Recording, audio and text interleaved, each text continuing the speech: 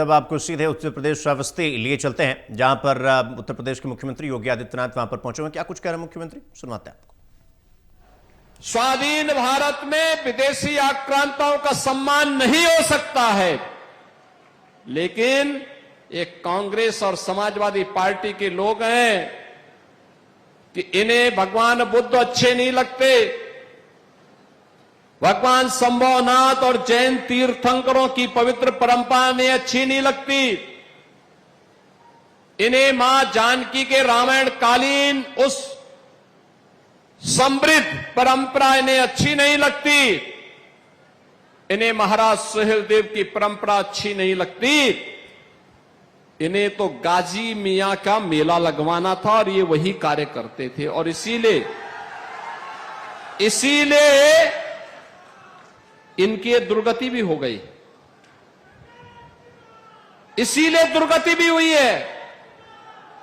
और आज मैं कह सकता हूं, आज श्रावस्ती की कनेक्टिविटी अच्छी हुई है। बहनों और भाइयों, ये जो कार्य आज श्रावस्ती में दिखाई देता है, इसके लिए समय निकालना पड़ता है, समय देना पड़ता है, उसकी समीक्षा करनी पड़ती है, लगातार पैरवी करनी पड़ती है। रामफेरन पांडे जी, साकेत मिश्रा जी, प्रज्ञा त्रिपाठी जी, पदम सेन चौधरी जी, ये सभी लोग लगते हैं, तब परिणाम सामने आते हैं, तब ये कार्य यहां हो पाते हैं। और पहले फुर्सत कहां थी? 9 साल पहले बबुआ मुख्यमंत्री बन गए थे यहां के, 12 बजे सो के उठते थे, 12 बजे, और 12 बजे सोकर उठते थे, 2 बजे तैयार होते थे,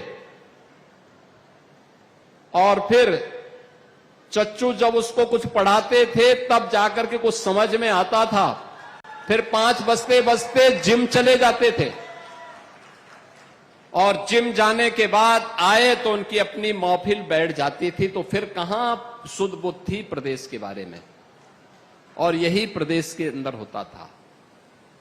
हर जनपद में एक माफिया, हर थाने में एक गुंडे का कब्जा हो जाता था, तहसीलों में भू mafia, land mafia, sand mafia, one mafia, पशु माफिया, इनका कब्जा हो जाता था। आम जनता टकटकी लगाई देखती रहती थी, न किसी गरीब को राशन, न स्वास्थ्य की सुविधा, न पेंशन की सुविधा, न मकान की सुविधा, न शौचालय की सुविधा। नौजवान की नौकरी में ये सेंध लगाते थे, अन्नदाता किसान को योजना से वंचित करके बदहाल करते थे और कारीगरों को अपमानित करते थे। परिणाम क्या था? यूपी बीमार हो गया, श्रावस्ती उससे भी बदहाल हो गया। विकास के पायदान पर पिछड़ते पिछड़ते दुर्गति हो गई। जब प्रधानमंत्री जी ने देश के अंदर 100 ऐसे जनपदों की सूची निकाली जो सबसे पिछड़े हैं पूरे देश के अंदर, उसमें से श्रावस्ती भी एक था, उनमें श्रावस्ती भी एक था। बहनों और भाइयों, पिछले 9 वर्ष में श्रावस्ती ने एक नई ऊंचाई अर्जित की है। आज आप देखते होंगे, मंच पे भी हमने दिया है, इससे पहले भी दिया है। हर गरीब के पास उसके सिर को ढकने के लिए छत है। एक आवास, प्रधानमंत्री आवास योजना या मुख्यमंत्री आवास योजना का लाभ। हर गरीब के घर में शौचालय है, हर गरीब के लिए आयुष्मान भारत की सुविधा है, और जिसको आयुष्मान भारत की सुविधा में आच्छादित नहीं हो पाया है, तो मुख्यमंत्री जन आरोग्य योजना में उसमें भी आच्छादित नहीं हो पाया है, तो मुख्यमंत्री राहत कोष से पैसा हम लोग देते हैं। जनप्रतिनिधि लिख दे, कोई पदाधिकारी लिख दे, या कोई आम जनता भी लिख देता है, तो हम जिलाधिकारी के पास भेजते हैं कि भाई 3 दिन के अंदर इसकी रिपोर्ट दो, और तत्काल पैसा उसके पास हॉस्पिटल में भेज दिया जाता है।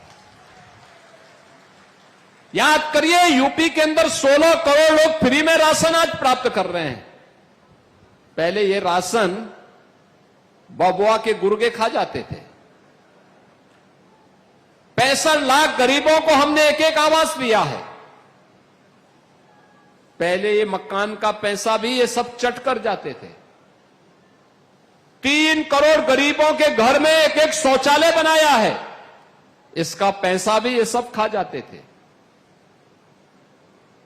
रसोई गैस के फ्री में कनेक्शन 2 करोड़ परिवारों को उपलब्ध करवाया, पहले इसकी बोली लगती थी।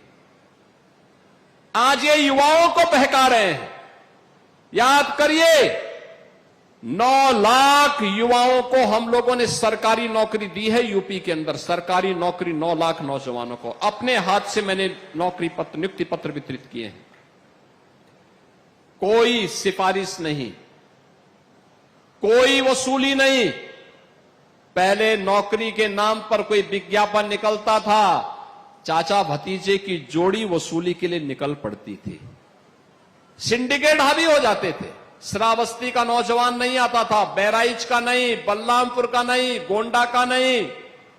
सेफाई सिंडिकेट का कब्जा होता था, उनकी पर्ची चलती थी और पर्ची पे जब खर्ची मिलती थी तब जाके नियुक्ति पत्र प्राप्त होता था। यही तो था, यही तो था यूपी का हाल। और तब न्यायालय उस पर रोक लगाती थी। आज जब नियुक्ति पत्र वितरित करता हूं तो श्रावस्ती का नौजवान भी नियुक्ति पत्र प्राप्त करता है। याद करना, यूपी पुलिस हो, शिक्षक की भर्ती हो, आंगनवाड़ी भर्ती हो या Uttar Pradesh public service commission या अधीनस्थ सेवा चयन आयोग की किसी भी परीक्षा में श्रावस्ती के नौजवान को भी सरकारी नौकरी मिलती है। आज निवेश केवल एनसीआर में नहीं, श्रावस्ती में भी निवेश होता है। आज माफिया नहीं, बल्कि 1 डिस्ट्रिक्ट 1 प्रोडक्ट है। और अभी हम 1 डिस्ट्रिक्ट 1 मेडिकल कॉलेज की तरफ भी, श्रावस्ती की तरफ भी आ रहे हैं। अब मच्छर और माफिया का आतंक नहीं है। अब तो एस्पिरेशनल डिस्ट्रिक्ट से आपका श्रावस्ती इंस्पिरेशनल डिस्ट्रिक्ट बनकर के एक नई चमक के साथ देश और दुनिया को अपनी ओर आकर्षित कर रहा है। और बहनों और भाइयों, इसी के लिए मैं आपके पास आया हूं। हमने पहले दिन कहा था ना, जब मुख्यमंत्री की शपथ ली थी, हमने कहा था अपराध और अपराधियों के प्रति जीरो टॉलरेंस रहेगी। छांगुर को हम लोगों ने यही बलरामपुर में पकड़ा था। कैसा बेवकूफ बनाता था, छद्मवेश में कालनेमी के रूप में रहता था। पकड़ करके जेल के अंदर ठूसा है उसको। उसके द्वारा जो अनैतिक और अवैध कार्य किए जा रहे थे, सब पर बुलडोजर चल करके आज स्वाहा हो चुका है। अब छांगुर और उसके गुर्गे धराशायी